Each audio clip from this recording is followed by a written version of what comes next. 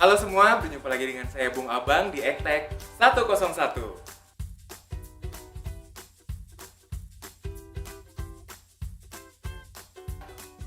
Oke, kali ini kita akan membahas mengenai 9-step decision process. Apakah itu? Ayo kita simak. Kali ini kita akan membahas mengenai lanjutan dari 9-step decision process oleh Newman tentunya. Nah, di tahap selanjutnya setelah tahap sebelumnya yaitu tahap kelima adalah memilih kriteria alternatifnya seperti apa. Sebagai contoh, misal ternyata kita tidak punya uang sama sekali dan budget kita terbatas tentunya untuk membuat coet online tersebut populer di Instagram.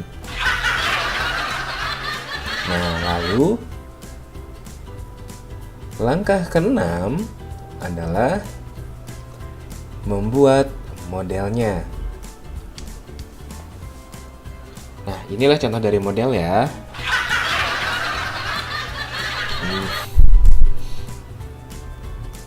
Nah, tapi di sini maksudnya bukan model seperti itu, tapi model matematis. Sebagai contoh, jika X adalah harga HP yang ingin kita beli, harga HP yang bisa dibeli itu di bawah 2 juta, mungkin karena budgetnya 2 juta ya. Maka model matematis kasus ini adalah X kurang dari 2 juta rupiah.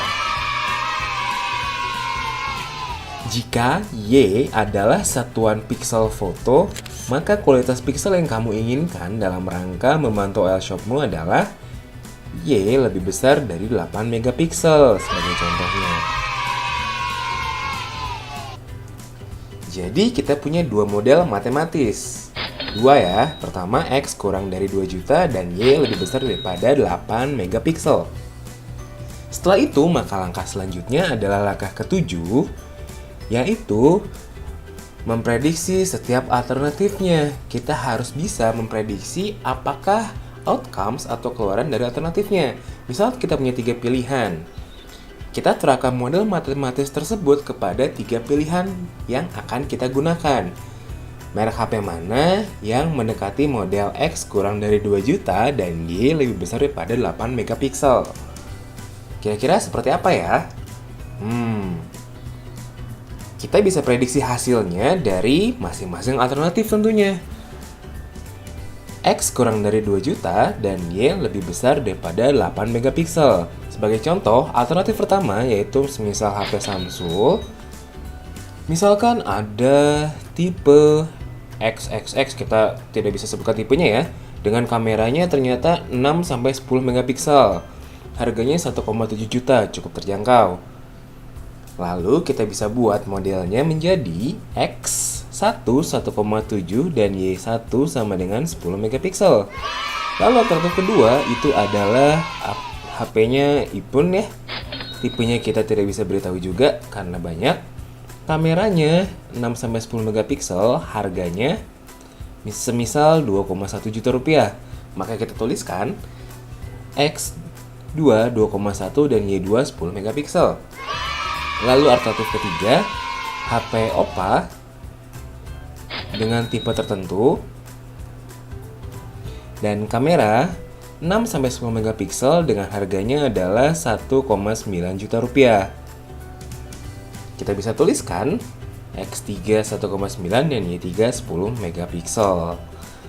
Nah, lalu setelah itu kita masuk ke langkah ke-8,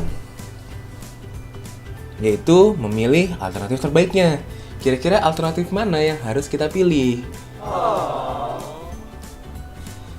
Yang mana ya kira-kira yang akan kita pilih? Kita bisa lihat dari setiap kriterianya. Tapi yang memungkinkan sepertinya adalah dua kriteria, yaitu HP Samsung dan HP Oppo. Jadi kita bisa simpulkan ada dua alternatif yang layak untuk dipilih. Kita bisa memilih salah satu di antara kedua alternatif tersebut, karena alternatif yang kedua yaitu yang iPhone itu tidak visible.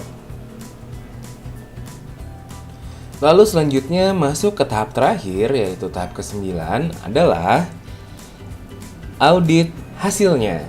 Jadi, hasil dari alternatif yang kita pilih itu kita harus audit atau kita pertimbangkan kembali apakah itu memang keputusan yang sudah tepat.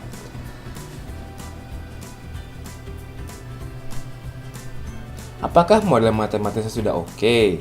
Apa efek jangka panjang dan jangka pendek dari keputusan tadi?